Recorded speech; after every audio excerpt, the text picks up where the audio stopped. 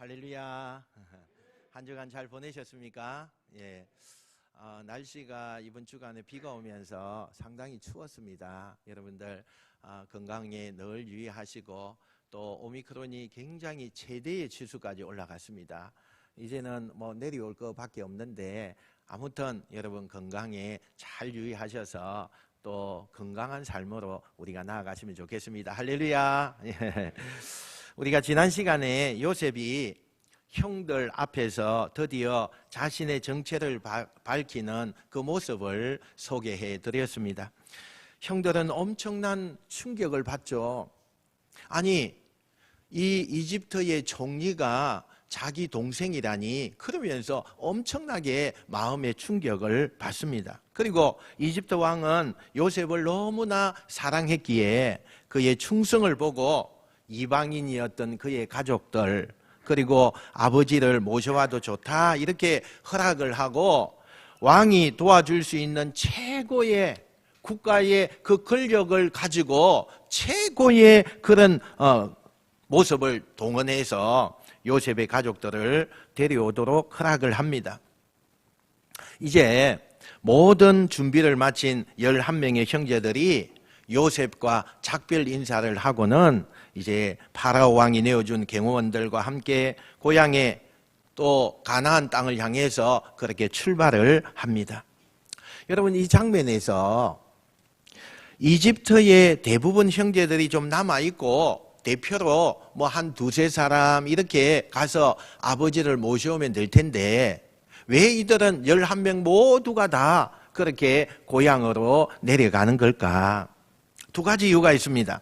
하나는 이미 11명의 이 형제들은 막내 베냐민을 포함해서 다 가정을 가진 가정이 있는 그러한 사람의 집입니다.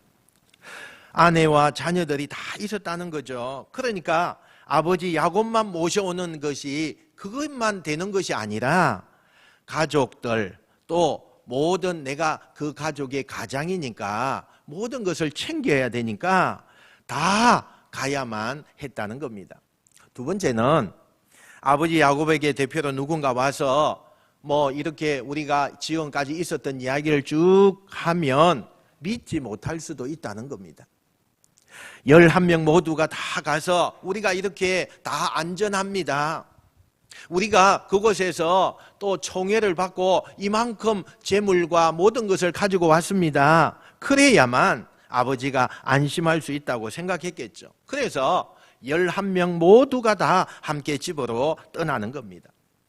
한편 아들들을 저 이집트에 내보내고 난 다음에 아침부터 저녁까지 정말 마음 편하게 앉아서 음식을 먹을 수도 없고 마음 편히 잠을 잘 수도 없었던 이 아버지, 이 아들들이 돌아올 때까지 한순간도 편한 날이 없었습니다. 인질로 잡혀있는 시므온은 건강 상태는 어떠할까? 또 자기가 그렇게 아끼고 걱정하고 사랑했던 이 막내 아들 베냐민은 정말 잘 있는 걸까? 안전하게 잘 있다고 그렇게 장담할 수가 없으니까 걱정이 되는 겁니다. 이 야곱이 잠시라도 가만히 있을 수가 없었습니다. 서성이다가 불편하면 하나님 앞에 기도합니다. 그렇게 정말 들이가는 시간을 지내며 아들들이 돌아오기를 그냥 고대하면서 지금 기다리고 있다는 사실입니다. 그런데 어느 날 저 멀리서 어떤 상인들이 오는 것 같습니다. 한 그룹이 눈에 들어오는데 얼핏 보아도 나귀가 수십 마리요, 또 수많은 인파들, 그리고 그 옆에는 아주 멋지고 화려한 그렇게 고급 수레까지 끌고 오는 한 무리가 있었습니다. 도대체 누굴까? 저 무리는 도대체 어떤 사람들일까? 한참을 쳐다보는데 드디어 저쪽에서 먼저 자기를 부르는 소리가 들립니다. 아버지, 저희들 왔어요. 제일 먼저 달려오는 아들이 막내 베냐민이 먼저 다가오고 그 다음에는 감옥에 인질로 잡혀 있었던 시몬이었습니다. 어리둥절한 이 아버지 야곱은 아들들 차례로 이렇게 바라보면서 이게 도대체 어떻게 된 일이냐, 이게 다 뭐냐, 이렇게 질문을 합니다. 이때 머뭇거리던 아들들이 아버지에게 불쑥 놀랄 만한 그런 이야기를 하죠. 아버지, 저 요셉이 살아있어요. 22년 전에 죽었던 그 요셉이 살아있어요. 이 요셉이 이집트의 총리가 돼 있어요. 이집트의 그 유명한 총리가 바로 요셉이에요. 분명히 22년 전에 죽은 줄만 알았던 요셉이 살아있다라고 하는 이 말을 아버지 야곱은 믿을 수가 없었습니다. 그래서 아들들이 천천히 그동안 이집트에서 있었던 일을 이야기하기 시작합니다. 요셉과 함께 식사했던 일, 또 베냐민이 체포되었던 일, 그리고 요셉이 드디어 자신의 과거를 다 드러낸 일 하나하나를 다 설명을 합니다.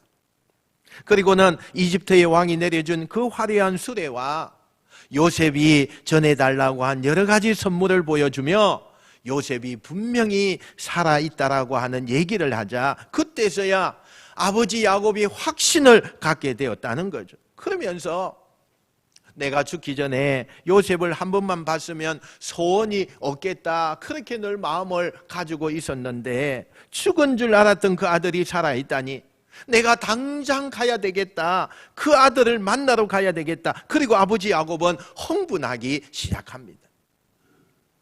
서둘러, 볼 것도 없다, 빨리 가자. 그리고 가족들 재촉해서 이집트 왕이 준비해준 수레에 올라타고 드디어 몇 년 살던 그런 헤브론 땅을 야곱은 아들들을 데리고 떠나게 되어집니다. 얼마 안 있으면 22년 만에 죽은 줄 알았던 그 자기가 정말 사랑하는 아들 요셉을 만날 수 있다라는 그 생각이 얼마나 마음이 흥분되고 서둘러지는지 재촉합니다. 빨리 가자. 왜 이렇게 더딘 거냐? 더 서둘러라. 그러나 여러분, 야곱의 생각만큼 그들이 빨리 갈 수가 없었습니다.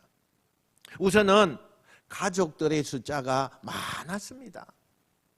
남자들 숫자만 해도 성경에 보면 요셉의 아들들만 70명이고 키우던 가축들도 많았고 거기에 경혼도 있었고 여자들 이렇게 다 숫자를 헤아리니까 수백 명이 되는 그 숫자가 되는 겁니다. 그러니 혼자 가는 것처럼, 마음이 바빠서 가는 것처럼 빨리 갈 수가 없다는 겁니다. 마음은 빨리 이집트에 가서 내가 22년 전에 잃어버렸던 그 아들, 내가 제일 사랑했던 그 요셉을 만나고 싶은데 왜 이렇게 마차의 행렬은 더딘 건지 재촉하고 또 재촉하고 빨리 가자고 성화를 내던 이 야곱이 어딘가에 도착을 하게 되니까 갑자기 일행들에게, 아들들에게 멈춰서라고 그렇게 부탁을 합니다. 한시라도 빨리 가고 싶어 했던 야곱이 왜 어느 장소에 도착을 하더니 그곳에서 갑자기 멈추라고 요청을 했을까? 여기에는 숨겨진 이유가 있습니다. 오늘 본문 1절 말씀 우리 한번 같이 읽어볼까요? 1절입니다. 시작. 이스라엘이 모든 소유를 이끌고 떠나 브엘세바에 이르러 그의 아버지 이삭의 하나님께 희생 제사를 드리니. 아멘. 야곱이 지금 이집트로 쭉 가지요. 헤브론을 떠나서 요셉을 만나려고 이집트로 가는데 헤브론을 떠나 얼마 가지 않은, 정확하게 말하면 우리 지도 한번 보여줄까요? 이 브엘세바라고 하는 곳은 가나안과 이집트의 경계선점 되는 그런 곳이에요. 이 브엘세바에 딱 도착을 하더니 갑자기 멈추라고 그렇게 부탁을 하고는 그곳에서 뭘 해요? 하나님 앞에 희생 제사를 드렸다, 그렇게 말씀하고 있어요. 여러분, 이 브엘세바는 어떤 곳입니까? 자기 아버지 이삭이, 자기 할아버지 아브라함이 하나님 앞에 제단을 쌓고 거기에서 예배 드리고 그곳에서 살았던 그런 곳이에요. 이제 이 브엘세바를 건너가면 그 다음에는 그곳은 다 이집트 땅입니다.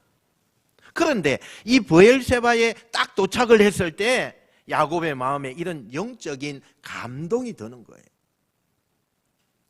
죽은 줄만 알았던 내 아들 요셉을 만나러 가는데 얼마나 그게 중요한 일입니까?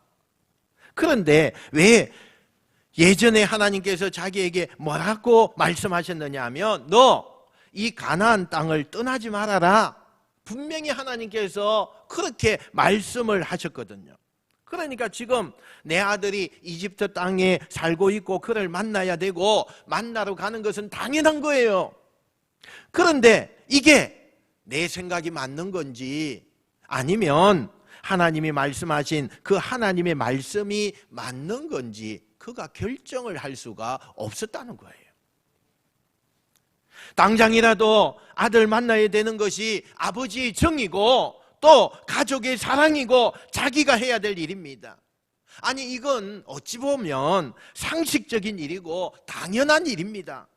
그러나 하나님께서 자기에게 말씀하신 이 땅을 떠나지 말고 지키라고 한 그 말씀이 생각나자 야곱은 갈등하기 시작하는 거예요. 그래서 이집트 땅의 그 경계선을 넘기 전에 아버지가 할아버지가 제단을 쌓고 예배드렸던 바로 그 거룩한 장소에서 하나님 앞에 예배를 드리는 거예요. 솔직하게 하나님 앞에 이렇게 기도합니다. 하나님, 제 마음은 지금 이집트 가고 싶습니다. 그러나 하나님께서 저에게 이 땅을 떠나지 말라 또 지키라 말씀하셨는데 그 말씀이 기억나서 내가 당신께 여쭙습니다. 내가 가야 합니까? 가지 말아야 합니까? 여러분, 이 야곱이라고 하는 사람의 인생은 우리가 쭉 그동안 살펴봤잖아요. 이런 사람이 아니에요. 과거에 그 야곱은 자기가 하고 싶은 대로 마음대로 하고 사는 사람이었어요. 자기가 하고 싶은 일이 있으면 아버지를 속여서라도 형을 속여서라도 그런 어떤 수단과 방법을 가리지 않고 자기 일을 해내는 것, 그것이 야곱이었습니다. 그런데 세월이 지나면서 하나님 앞에 다듬어진 이 야곱은 성숙해지면서 달라졌어요. 아무리 내가 하고 싶은 일이 있고 내 생각이 너무나 중요해도 하나님의 뜻이 아니면 멈춰서야 된다는 것을 그 세월에 많은 고난과 역경을 맞이했던 그 경험 속에 깨닫고 바뀌어진 거예요. 여러분, 신앙의 아름다운 열매는 바로 이런 성숙함이에요. 젊었을 때는 내 고집이 있잖아요. 또는 내 생각이 있어요. 사람들의 생각과 의견이 다 이렇게 되어져 있어요. 이성적인 판단 이런 것들을 중요하게 생각을 해요. 하나님 앞에 신앙의 끈을 놓지 않고 훈련되고 말씀으로 다듬어지고 하나님을 만난 사람들의 삶의 성숙함이 뭐냐? 내 생각을 접는 거예요. 하나님의 생각과 하나님의 뜻에 나를 자꾸 맞출 줄 아는 사람. 저는 오늘 이 설교를 듣는 모든 성도들에게 여러분의 인생이 이런 성숙한 방향으로, 아름다운 방향으로 변화되시기를 주의 이름으로 축원드립니다. 여러분, 때때로 우리의 삶에 야곱처럼 아주 중요한 결정을 내릴 때가 있는데 그때 판단이 서지 않을 때 그때 나는 어떻게 해야 될까요? 분명히 내가 하고 싶은 일이에요. 해야 되는 일이에요. 또 당연히 이걸 했으면 하는 그런 인간적인 생각, 아주 내가 생각했을 때 중요한 일이에요. 이걸 놓치면 안 돼요. 그런데 정말 이것이 영적으로 하나님이 원하시는 일일까? 이것이 판단이 서지 않을 때 우리가 해야 할 일, 오늘 성경은 분명히 가르쳐 주죠. 가는 길을 멈추십시오. 내가 해야 될 일을 멈추십시오. 그리고 판단이 서지 않을 때는 하나님 앞에 조용히 무릎 꿇고 예배자가 되십시오. 그리고 그 하나님 앞에 기도하십시오. 지금 여러분 자신의 생각으로 판단이 되지 않을 때 멈춰섭니다. 야곱은 멈췄어요. 급하게 서두르던 발걸음을 멈춰섭니다. 그리고 조용히 하나님께 답을 구합니다. 어떻게요? 예배자가 되어서 하나님 앞에 묻는 거예요. 우리가 드리는 예배는 세상을 살면서 우리 스스로 선택할 수가 없을 때, 우리 스스로 판단할 수가 없을 때 하나님 앞에 답을 구하는 가장 좋은 통로가 예배자가 되는 거예요. 지금 야곱은 인생 최고의 날을 맞이한 거 아닙니까? 자기가 걱정하고 자기가 죽은 줄만 알았던 그 아들, 그런데 그런 아들들도 다 돌아왔고, 그런데 정말 더 중요한 것은 22년 전에 그 아들을 잃었다고 슬퍼하며 나도 하나님 데려가 달라고 그렇게까지 기도했던 그 야곱이, 요셉이 살아있다는 그 이야기를 들었을 때 얼마나 보고 싶었겠습니까? 그것도 총리가 되어 있답니다. 성공했답니다. 그 아들이 자기를 보고 싶다고 온 가족을 지금 초청하고 있습니다. 이제 이집트를 떠나면, 그곳으로 이민을 가면 이제는 고생은 다 끝났다, 그 아들 덕에 편안하게 살 수 있다고, 떵떵거리고 살 수 있다고 그렇게 생각을 합니다. 드디어 인생의 순풍이 불기 시작한 겁니다. 세상 말로 성공한 겁니다. 행운이 찾아온 거예요. 행복이 시작된 거예요. 그런데 이때 야곱이 뭘 합니까? 제일 잘 나갈 때, 제일 형통할 때, 아무 문제가 없을 때 그냥 가면 되는 그 순간에 가는 길을 멈추고 하나님의 뜻을 물어요. 인간의 눈으로는 분명히 이 길이 순풍입니다. 행복의 길이고 형통의 길일지라도 하나님의 뜻이 아니라면 이게 아무리 순풍일지라도 가지 않겠습니다. 얼마나 대단한 기도입니까? 얼마나 대단해요. 모든 사람들이 순풍이라고 말하는데, 모든 사람들이 미쳐서 날뛰는데, 아무리 세상 사람들이 환호하고 아무리 세상 사람들이 좋아하는 길일지라도 하나님이 원하지 않으면 이 순풍일지라도 멈춰 서겠습니다. 야곱의 기도는 그 마음을 담고 있는 기도였어요. 왜 그랬을까요? 야곱은 왜 그랬을까요? 왜 이렇게 좋은 기회를 스스로 머뭇머뭇거리고 있는 것일까요? 야곱은 험난한 세월을 살아왔습니다. 별의별 일을 다 겪었습니다. 그리고 느끼는 거예요.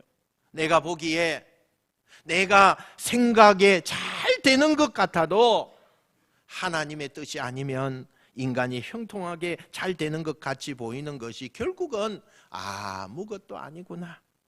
내가 볼 때는, 사람들이 볼 때, 다수가 볼 때 잘 되는 것 같아도 하나님이 아니다, 그렇게 이야기하면 결국은 아무것도 아니라는 것을 야곱은 험난한 세월을 통해서 경험을 하는 거예요. 그래서 이 노년에, 이 중요한 순간에 기도할 수밖에 없었어요. 여러분, 기도가 왜 중요합니까? 믿는 자의 기도는 다 응답합니다. 하나님이 소소한 것까지도 다 응답해 주셔요. 하나님께서 이런 기도까지 응답하실까? 하나님 내 기도에 정말 응답하지 않을 거야 라고 내가 판단하고 내가 기도 안 하는 게 문제지, 반드시 성도들의 기도를 하나님은 응답하십니다. 지금 자신의 판단을 할 수 없는 문제를 가지고 멈춰서서 하나님 앞에 희생의 제사를 통해서 기도했던 이 야곱에게 하나님은 그날 밤에 꿈에 나타나셔서 응답하시죠. 오늘 우리 봅시다. 2절 3절 하나님 앞에 한번 읽어보겠습니다. 시작. 그다음에 하나님이 이상 중에 이스라엘에게 나타나 이르시되 야곱아 야곱아 하시는지라.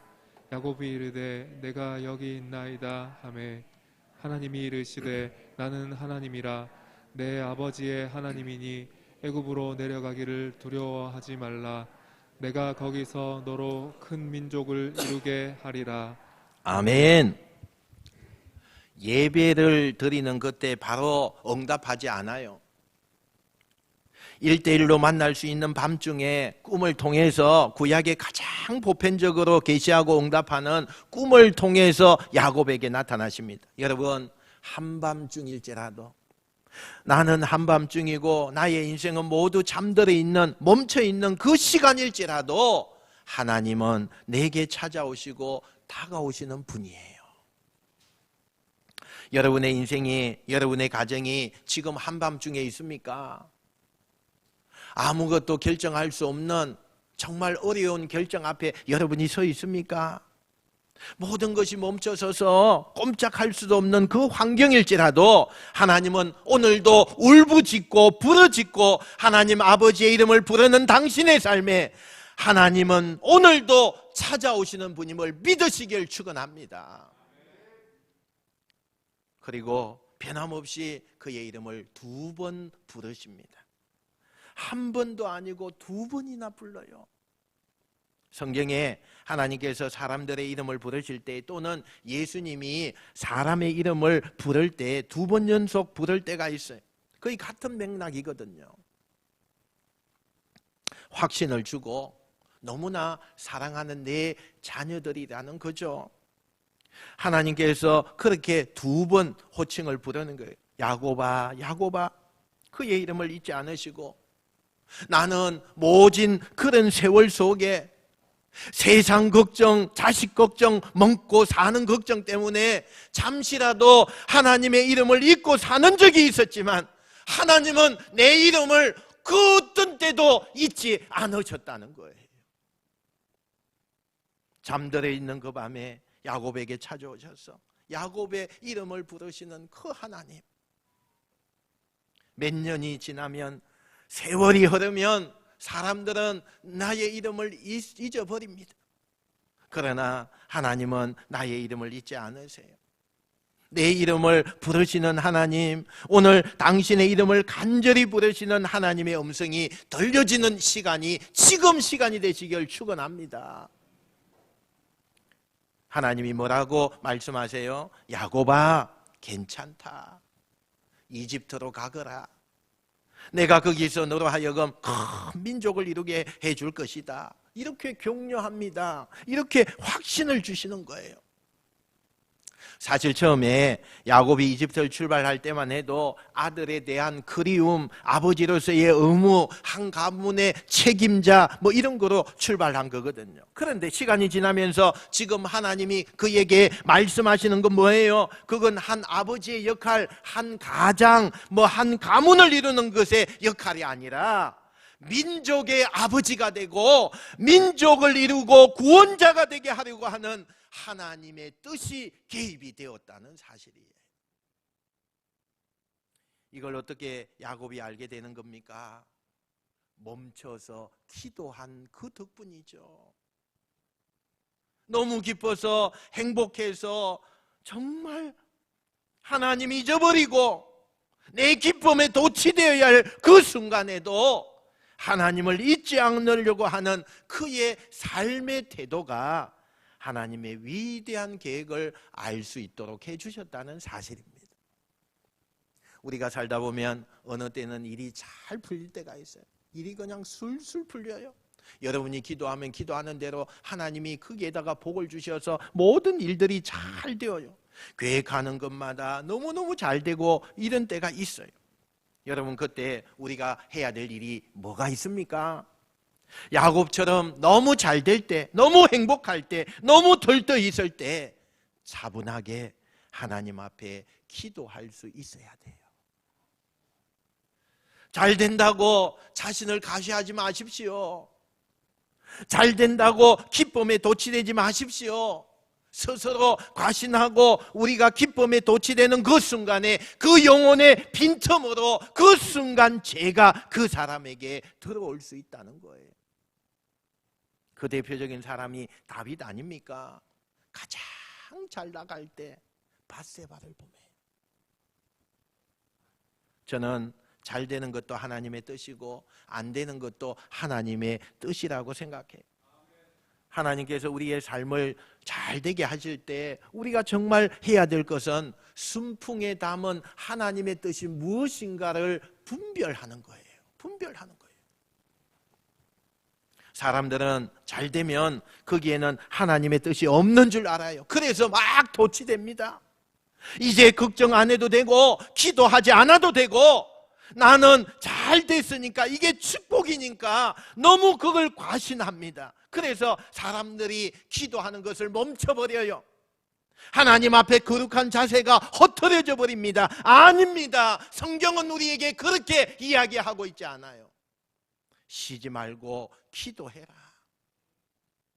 여러분, 이 말은 내가 고난을 당하고 어려움을 당할 때 기도해라 그 말이 아닙니다.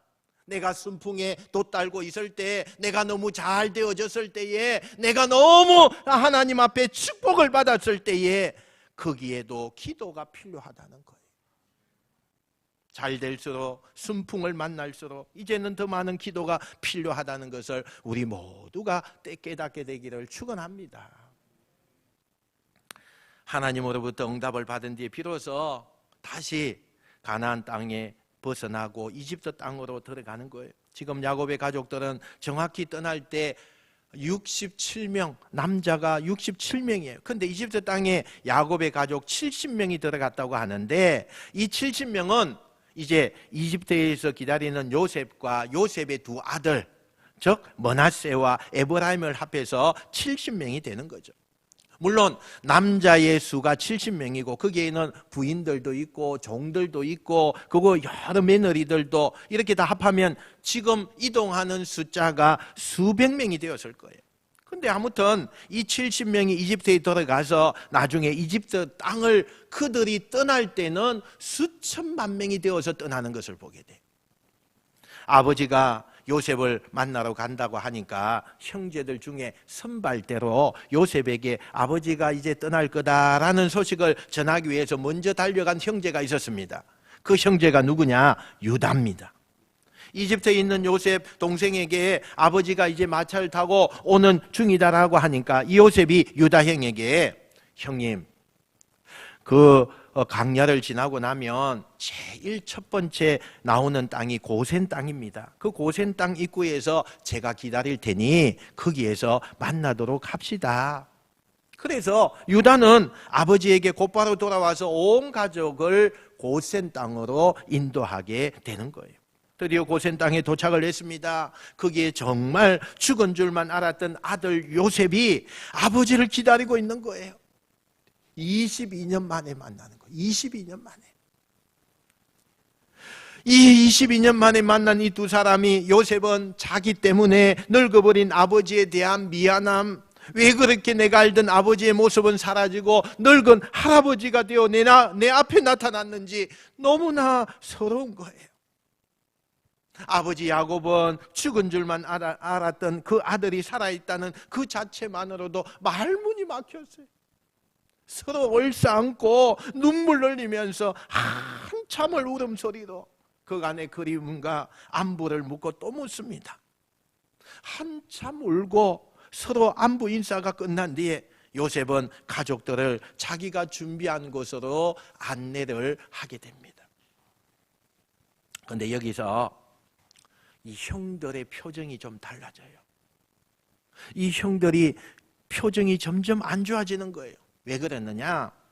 형들은 동생 요셉이 이집트 총리니까 요셉이 살고 있는 정말 거대한 저택을 우리에게 주고 그 다음에 이집트의 최고의 부유층들이 있는 그곳으로 자기들을 안내할 줄 알았어요. 그런데 지금 요셉이 자신들 안내하는 곳이 어디냐? 종들을 부리며 화려하게 문명을 즐길 수 있는 그런 곳이 아니에요.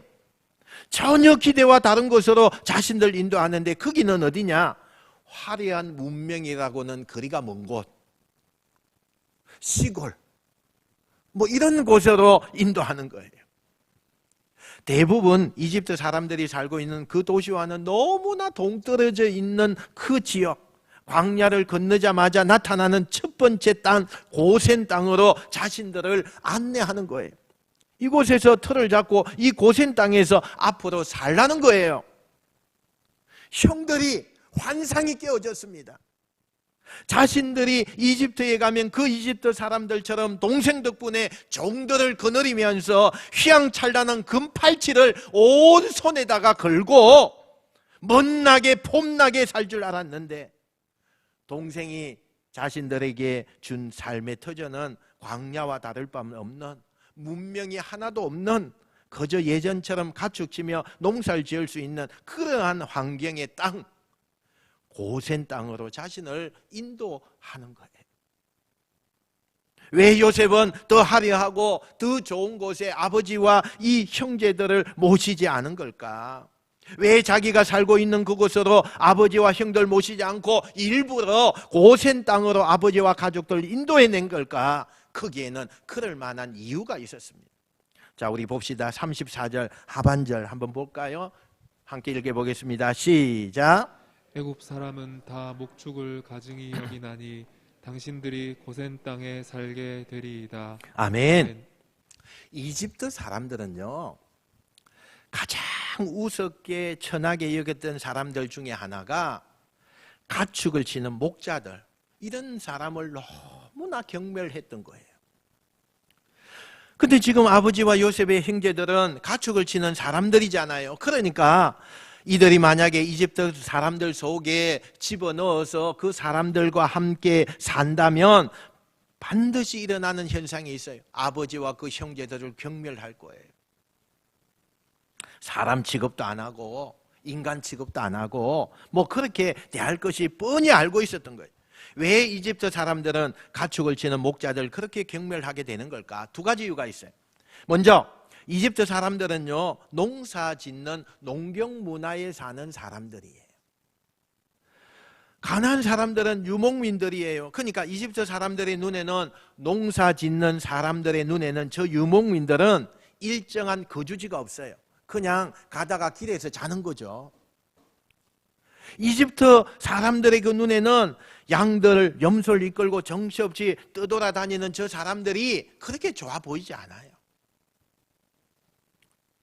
그러니까 저 사람들은요, 근본도 없는 사람이라는 거죠. 교양도 없어요. 무식하고 야만인들이에요. 그렇게 느끼는 거죠. 그런데 또 하나 이유가 있어요. 이집트 사람들은 되게 가축들을 신성하게 여깁니다. 소나 양 이런 걸 되게 신성하게 여기는데, 이 유목민들은 이 가축들을 거칠게 다루잖아요. 그게 자기들의 양식이잖아요. 언제든지 잡아먹잖아요. 그러니까 문화적으로나 이집트 사람들이 볼 때는 저 야만인들, 자기들이 신성하게 여기는 그런 동물들을 함부로 잡아먹고 저 야만인들은 사람도 아니다, 늘 그런 생각을 하고 살았다는 거죠. 그러니까 이집트 사람들 가까이 간다는 것은 우리 가족이 행복하게 살 수 없다는 것을 알았다는 거예요. 요셉도 아버지와 형제들을 더 좋은 환경에서 살게 하고 싶은 마음이 얼마나 많았겠어요. 그런데 여러분이 이 선택이 얼마나 귀한 선택인지 몰라요. 훗날에 이집트 사람들하고 이 야곱의 가족들이 떨어져서 분리되어서 산 것이 복이 됩니다. 왜냐?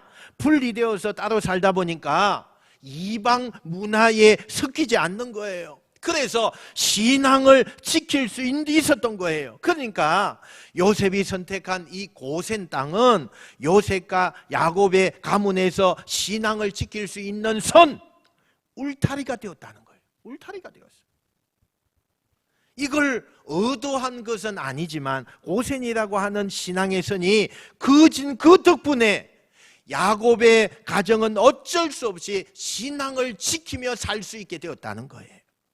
그게 나중에 하나님의 약속대로 큰 민족을 이루고 번성하게 되는 계기가 되었다는 것입니다. 그런 점에서 당장은 불편한 고센 땅, 문명과 문화가 하나도 없어서 아쉬운 그 땅이 결국에는 신앙의 선이 되어서 그들에게 축복의 선이 되었다는 거예요. 여기서 우리는 일이 정말 잘 풀리고 잘 될 때 이 하나를 보게 되어야 돼요. 모든 것이 잘 될수록 신앙의 선을 지켜야 돼요. 형통할수록, 잘 될수록, 성공할수록 더욱더 신앙의 선을 명확하게 긋고 그 신앙의 선을 지켜내야 돼요. 신앙의 선을 지킨다는 게 뭘 말하는 거냐? 많은 것을 내려놓더라도 세상과 타협하지 않고 하나님을 만나게 되는 시간만큼은 우선적으로 만나게 되는 그것을 말씀하고 있어요. 모든 것이 허락될수록 신앙의 선을 긋고 그 선을 지키며 살아야 되는 것이 얼마나 힘들겠어요. 문명이 발달하고 살기가 좋아지고 우리 사회에 여러 가지 부패와 병폐와 여러 가지 잘못된 것들이 많이 있는 이 시대에서 신앙의 선을 긋고 그 신앙의 선대로 산다는 것은 어려워요. 그렇지만 오늘 야곱의 가정처럼 신앙의 선을 끄어야 돼요. 사람들이 잘 되면 신앙의 선을 무너뜨리려고 해요. 그렇게 순수했던, 그렇게 열정적이었던, 그렇게 헌신적이었던 그 신앙의 선이 잘 된다는 이유 때문에, 너무 바쁘다는 이유 하나 때문에, 세상에서 할 일이 많아졌다는 이유 하나 때문에 하나님 앞에 지켜야 될 그 신앙의 선이 무너지면 하나님이 당신에게 순풍을 주신 그 이유를 당신은 착각하고 있는 거예요. 잘 될수록 신앙의 선을 명확하게 긋고 살아야 됩니다. 돌다리도 두들겨 건너야 하듯이 믿음의 사람은 잘 될수록 신중하셔야 돼요. 신중하셔야 돼요. 순풍을 만났다고 생각할 때 그때 하나님의 뜻이 있음을 우리는 발견하시고 두 가지 잘 하세요. 기회라고 생각하면 그때는 기도하세요. 하나님께서 가도 좋다고 해야 그게 축복의 길이 되는 겁니다. 잘 풀릴수록 신앙의 선을 긋고 그 안에서 나를 절제하십시오. 그 신앙의 선이 내 인생을 더 복되게 하는 울타리가 되게 될 것입니다. 지금은 어렵습니다. 코로나19 때문에 얼마나 힘드세요. 언젠가 어려움이 끝나게 되고 부흥의 때가 반드시 올 것입니다. 그래서 우리는 잘 될 때 더 신중해야 돼요.